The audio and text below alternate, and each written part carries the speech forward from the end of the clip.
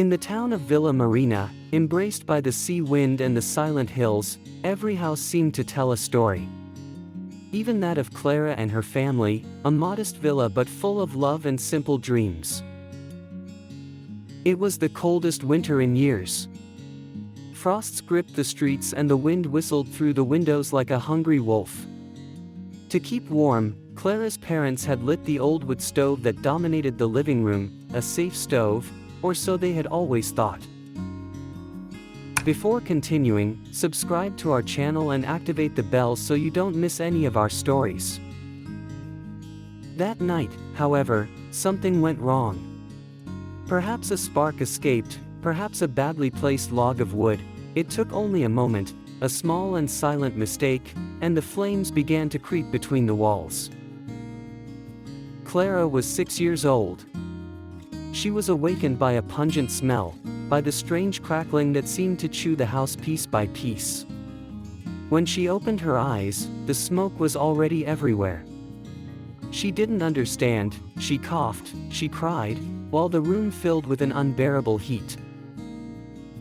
Her father reached her just in time, picked her up, and ran out into the freezing night. But a falling beam grazed her neck, burning her tender skin. She survived. But the scar remained, stubborn and cruel, a daily reminder of that night. Over time, the wound healed, but it left a clear mark on the right side of her neck, hard to ignore, especially in a small place like Villa Marina, where everyone knew everyone, and every story was whispered behind half-open doors.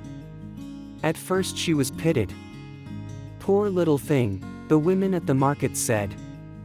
But it didn't take long for pity to turn into annoyance, and then cruelty. When Clara returned to school, she became a favorite target. Her classmates looked at her with looks of fear and disgust. Some children moved away when she passed, as if she might infect them with her bad luck. Others laughed, called her nasty names, the burnt one, the little monster. Every laugh, every pointed finger, every disdainful look sank deeper into Clara's heart than words. Over time, she learned never to look up. She walked with her face down, covered her neck with thick scarves even in the summer, and spoke as little as possible, convinced that every word could bring new humiliation upon herself.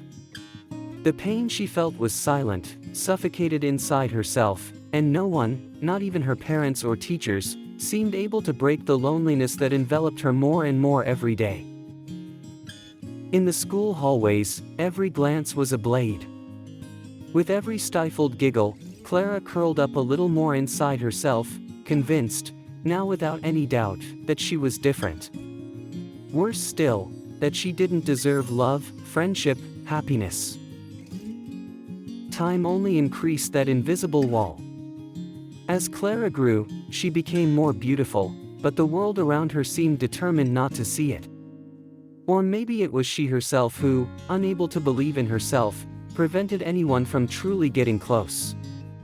And everything changed, or maybe it began to change, the day Marco, one of the most popular boys in high school, asked her out. Clara, accustomed to believing that she didn't deserve anything beautiful, was left breathless by that proposal. Marco was one of those boys who seemed to belong to another world, self-confident, cheerful, surrounded by friends and girls who were always perfect. Clara's mind didn't even give her time to hope. She immediately thought of the worst, a bet, a cruel joke planned behind her back. The terror of being publicly humiliated was stronger than any hidden desire. She lowered her eyes, shook her head and, without a word, ran away along the corridors, leaving behind a confused and sincerely sorry Marco. That day, in her room, Clara cried herself dry. She cried not just for the rejection, but for everything she had endured growing up, the sharp looks, the stifled giggles, the half-whispered insults. She cried for every time she had felt wrong, unworthy, invisible. From then on, she decided she would never leave room for hope again. She finished high school with excellent grades, carrying a weight that no one could see, and enrolled in medicine, moving far from Villa Marina, to a city where no one knew her story. Even at university, Clara kept herself distant from everyone. She never smiled too much, she didn't go to parties, and she always wore light scarves or high sweaters even in the hottest months. She didn't want to risk anyone seeing that scar that for her was still a sentence. Her only refuge became her office. She dreamed of becoming a surgeon, not to erase her own pain, but to help others heal. Other people's scars were easier to accept than her own. During her internship at the hospital, Clara devoted herself body and soul. She was brilliant, capable, and her superiors soon began to notice her. When they told her that she would be assigned as an assistant to one of the best young surgeons in the clinic, Clara received the news with apparent calm. Inside, however, she was agitated like a leaf. The name they read on the file took her breath away, Marco DeSantis. When she saw him again, in the operating room, her heart gave a painful jolt. Marco had become a man, with broad shoulders and a determined look, but his smile had remained exactly the same. Clara tried to avoid him in every way, maintaining strictly professional relations. But Marco, unaware of the barrier she had built over the years, was kind, open, and above all seemed sincerely happy to work with her. One afternoon, during a break, Clara found the courage to ask him, "Didn't you want to be a pilot, back in high school?"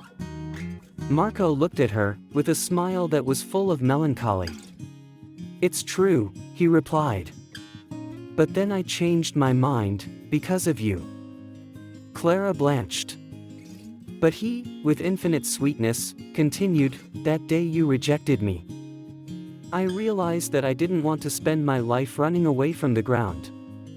I decided to help those who remain. Those who fight." As he spoke, he approached and with a delicate gesture took the scarf that she wore around her neck in his hands. Clara remained still, her heart beating hard against her ribs. With infinite care, Marco untied the fabric and allowed the mark on Clara's neck to come to light. He stared at her, not with pity, but with a gaze full of sweetness.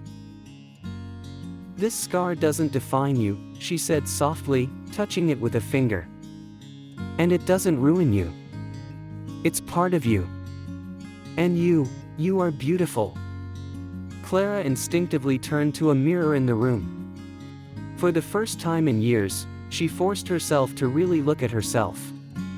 The scar, which for so long she had seen as a mark of shame, was clear, yes, but almost imperceptible now. Over time, the skin had softened, the mark had faded, but she had been so focused on hiding it that she had never noticed.